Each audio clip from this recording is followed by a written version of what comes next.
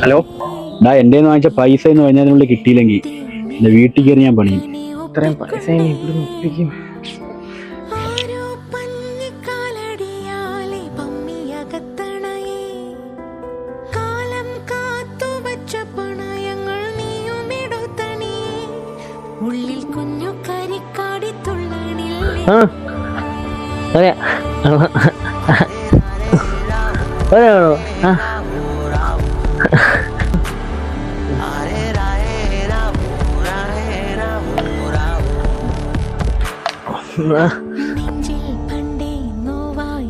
bro ഇവിടെ പേഴ്സ അവിടെ കിടന്നിട്ട്